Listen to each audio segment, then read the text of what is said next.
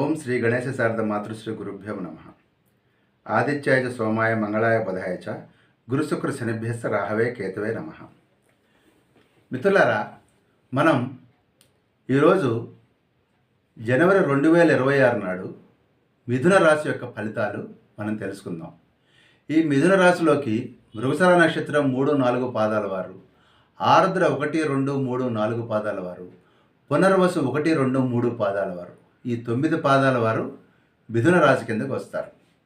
మిథున రాశి అంటే వీరి యొక్క జన్మ కుండలిలో చంద్రుడు ఎక్కడుంటాడో అదే వీరి రాశి అన్నమాట, సింపుల్గా చెప్పుకోవాలంటే.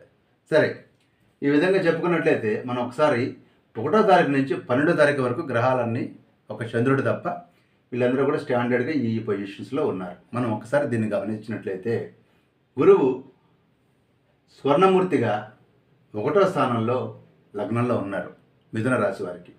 అదేవిధంగా లోహమూర్తిగా కేతు 3వ స్థానంలోను, సప్తమంలో రవి బుధ శుక్ర కుజులు, అదేవిధంగా రాహు భాగ్యస్థానమైనటువంటి 9వ స్థానంలో రాహు లోహమూర్తిగాను, శని 10వ స్థానంలో తామ్రమూర్తిగాను ఈ విధంగా ఉండటం జరిగింది.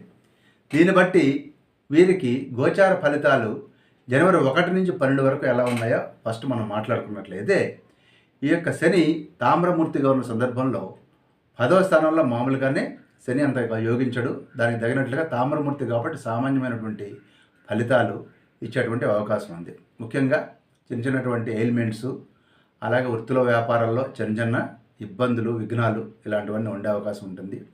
ఎస్పెషల్లీ నివాసంలో మార్పులు కానీ, ఇల్లు షిఫ్ట్ అవ్వటం కానీ ఇలాంటివి కూడా జరిగేటువంటి అవకాశం ఉంది. అయితే అదేవిధంగా వీరికి జాబ్లో మార్పు రావడం అనేది కూడా ఒక విజయంగానే ఇక్కడ మనం భావించాలి. ఉద్యోగంలో కూడా విజయం కలగటము, నూతన ఉద్యోగ ప్రాప్తి కూడా ఈ సందర్భంలో శని భగవానుడు ఇచ్చేటువంటి అవకాశం 1-12 తారీఖుల మధ్యలో ఉంది. అదేవిధంగా రాహు భాగ్యంలో ఉన్న సందర్భంలో కూడా మనోవిచారం ఉంటుంది, ఏదైనా దుర్వార్త వినేటువంటి అవకాశం కూడా ఈ యొక్క మిథున రాశి వారికి ఉంది. దీనికి సంబంధించిన దుర్గామ్మవారిని ధ్యానించినట్లయితే మంచి ఫలితాలు పొందవచ్చు. అదేవిధంగా శని భగవానుడి కోసం శనిని పూజించడం మంచిది. కేతువు 3వ స్థానంలో అద్భుతమైనటువంటి ఫలితాలు ఇవ్వబోతూ ఉన్నాడు. ద్రవ్యలాభం ఉంటుంది, వ్యాపార లాభం, కోర్టు కేసుల్లో గెలవటం, యుద్ధాల్లో గెలవటం. ఇక్కడ యుద్ధం అంటే ఏం లేదు, ఏదైనా ఒక తగాదా ఉందంటే అందులో మంది పైచేయి కావటం. అలాగే సోదరుల వల్ల సంతోషకరమైనటువంటి వాతావరణం ఏర్పడి వారితో చక్కగా ఉల్లాసంగా గడిపేటువంటి అవకాశం, వారి యొక్క సహకారం మీరు పొందేటువంటి అవకాశం ఈ యొక్క మిథున రాశి వరకు ఉంటుంది. అదేవిధంగా గురువు లగ్నంలో సువర్ణమూర్తిగా ఉన్నాడు. సువర్ణమూర్తిగా ఉన్నాడు అంటే దాని అర్థం ఖర్చు పెట్టిస్తాడు, కానీ ఖర్చు మంచికి దారితీస్తుంది. జాబ్లో మార్పులో రావచ్చు, పనిచేసే చోటు నుంచి వేరే చోటికి షిఫ్ట్ అవ్వచ్చు, లేదా వేరే ఫారిన్ కంట్రీస్కి వెళ్ళొచ్చు. కానీ ఇండియా పాజిటివ్ ఉన్నవాడు చాలా బాగా కలిసి వస్తుంది. గురువు మామూలుగా 1లో ఉన్నప్పుడు పెద్దగా లాభించడు అని చెప్పని గోచార ఫలితాలు చెప్తాయి. కానీ అక్కడే ఆయన సువర్ణమూర్తిగా ఉన్నాడు కాబట్టి దేశం నుంచి వెళ్ళినప్పుడు కూడా మంచి జాబ్ రావటం, మంచి ప్యాకేజ్ రావటం, అలాగే వృత్తిలో కొంచెం బాధలు అనిపించినప్పుడు కూడా వాటిని ఈజీగా మీరు ఓవర్కమ్ చేయగలగటం, శత్రువుల ముందు శత్రుత్వం వహించిన తర్వాత మిత్రులు కావటం, కుటుంబంలో చిన్న సమస్యలు వచ్చిన వెంటనే వాళ్ళ సమస్యపోయి మీరు పైచేయి సాధించటం, ఇవన్నీ కూడా జరుగుతూ ఉంటుంది. రవి, బుధ, శుక్రులు, అదేవిధంగా కుజుడు, ఈ 4 గ్రహాల వల్ల కూడా భార్యతోటి, పిల్లలతోటి, ఇంట్లో కొంచెం చిన్న గొడవలు అవ్వటం కానీ, లేదా సరిహద్దు తగాలు పక్కింటి వాళ్ళతో కానివ్వండి, లేదా మన యొక్క బిజినెస్ పార్ట్నర్స్తో కానివ్వండి, అదేవిధంగా ఇంట్లో సంతానానికి అనారోగ్యం కలగటం కానీ, భార్యకు అనారోగ్యం కలగటం కానీ ఇలాంటివన్నీ జరిగిన సందర్భంలో మీరు కొంత ధన వ్యయం చేయటం, అదేవిధంగా కడుపుకు సంబంధించిన డైజెస్టివ్ ప్రాబ్లమ్స్ కానీ ఇలాంటివన్నీ వచ్చేటువంటి అవకాశం, కోపము, ఇన్ఫెక్షన్స్ వచ్చేటువంటి అవకాశం కూడా ఈ మిథున రాశి వారికి ఉంటుంది. అంటే కరెక్ట్గా చెప్పాలంటే మూత్రకోశానికి సంబంధించినటువంటి సమస్య, యూరినరీ ఇన్ఫెక్షన్స్ కానివ్వండి, ఇలాంటివి ఏదైనా వచ్చేటువంటి అవకాశం ఉంటుంది. కాబట్టి మనం అమ్మవారికి, సుబ్రహ్మణ్యేశ్వర స్వామికి, అలాగే ఆదిత్య హృదయ పారాయణం చేయడం ద్వారా రవికి, అదేవిధంగా విష్ణు ధ్యానం ద్వారా ద్వాదశాక్షరి మంత్రం కావచ్చు, అష్టాక్షరి మంత్రం కావచ్చు, ఇలాంటి వాటి ద్వారా బుధుడిని కూడా మనం అనుకూలంగా చేసుకోవచ్చు. ఓవరాల్గా ముఖ్యంగా గురువు లగ్నంలో సువర్ణమూర్తి కాబట్టి చాలా రకాలైనటువంటి సమస్యల్ని పరిష్కరించడమే కాకుండా మీరు పుణ్యతీర్థాలు, గుళ్ళు, గోపురాలు ఇలాంటివన్నీ కూడా దర్శించేటువంటి అవకాశం ఉంది. ఎందుకంటే కేతువు కూడా అనుకూలంగా ఉన్నాడు.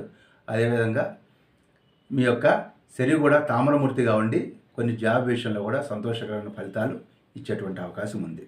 అయితే ఈ 13వ తారీఖు వచ్చేసరికల్లా శుక్రుడు మీకు అనుకూలంగా పరిణమిస్తాడు. 13వ తారీఖు రాగానే శుక్రుడు మీకు ఇమ్మీడియట్గా హెల్ప్ చేస్తాడు. అంటే 12వ తారీఖు వరకు ఉన్న ఫలితం కంటే 13వ తారీఖు నుంచి అన్ని రకాల దుఃఖాలు నాశనం అయిపోయి మనం బంధు సమాగమం జరిగి పార్టీలు, సెలబ్రేషన్స్ జరిగి రాజదర్శనం అవ్వటం, మనకంటే పెద్దవాళ్ళని కలవటం, వాళ్ళ ద్వారా మనకి అనేక రకాల లాభాలు ఉద్యోగంలో కానీ, ద్రవ్యంలో కానీ, ముఖ్యంగా లగ్జూరియస్ ఐటమ్స్లో కానివ్వండి, సంపద కానీ ఇవన్నీ కూడా పెరిగే అవకాశం 13వ తారీఖు నుంచి మీకు కనపడుతోంది. అలాగే 14, 15 తారీఖుల్లో మన యొక్క ఆఫీసర్స్ వల్ల కానివ్వండి, మన బాసెస్ వల్ల కానీ కొన్ని చిన్నటువంటి సమస్యలు, బంధువుల వల్ల కూడా చిన్న సమస్యలు కూడా వచ్చేటువంటి అవకాశం ఉంది. అదేవిధంగా 16వ తారీఖు నుంచి మీరు ఏదైనా ట్రాన్స్ఫర్ కానీ, లేదా ట్రాన్స్ఫర్ కంటే కరెక్ట్గా చెప్పాలంటే మీరు క్యాంప్ మీద వెళ్ళాల్సిన పరిస్థితి, లేదా ట్రైనింగ్ సెషన్ పడటం లాంటిది ఇలాంటివన్నీ ఉంటుంది. మీరు లోన్ మీద వెళ్ళాల్సినటువంటి అవకాశం ఉంటుంది. అలాగే చిన్న దెబ్బలు కూడా అక్కడక్కడ తగిలేటువంటి అవకాశం ఉంది. కొంచెం జాగ్రత్తగా ఉండటం మంచిది. వాహనాల మీద వెళ్ళేటప్పుడు కానివ్వండి, రోడ్డు మీద వెళ్ళేటప్పుడు కానివ్వండి, కాస్త కుడి ఎడమ చూసుకొని వెళ్ళటం అనేది ఈ యొక్క 16వ తారీఖు నుంచి ఈ నెలంతా కూడా ఈ యొక్క కుజుల విషయంలో మనం కొంచెం జాగ్రత్తలు పాటించాలి. ముఖ్యంగా ఏదైనా పదునైన వస్తువులను హ్యాండిల్ చేసేటప్పుడు కానీ ఈ సందర్భంలో కొన్ని జాగ్రత్తలు పాటించాలి. అయితే 17వ తారీఖు నుంచి మళ్ళీ మీకు బుధుడు, అప్పటిదాకా వ్యతిరేకంగా ఉన్నటువంటి బుధుడు మీకు అనుకూలంగా ఉండటం వలన మేధస్సుకు సంబంధించినటువంటి కార్యాలలో మీకు ఎంతో విజయం దొరుకుతుంది. అదేవిధంగా సుఖవంతమైనటువంటి కుటుంబ జీవితము, సంతాన అభివృద్ధి, అలాగే ధన పుత్ర లాభాలు కూడా మీకు కలిగేటువంటి అవకాశం ఉంది. అయితే ఎప్పుడు ఎక్కువ ఆలోచిస్తూ ఉంటారు. భోజనం విషయంలో కానీ ఇలాంటి విషయాల్లో కూడా కొంత డిలే అయ్యేటువంటి అవకాశం మీకు కనపడుతోంది. దానివల్ల కూడా హెల్త్ ప్రాబ్లమ్స్ వస్తాయి. కాబట్టి సరైన సమయానికి భోజనం చేయండి, హాయిగా ఆనందంగా ఉండండి. స్వస్తి.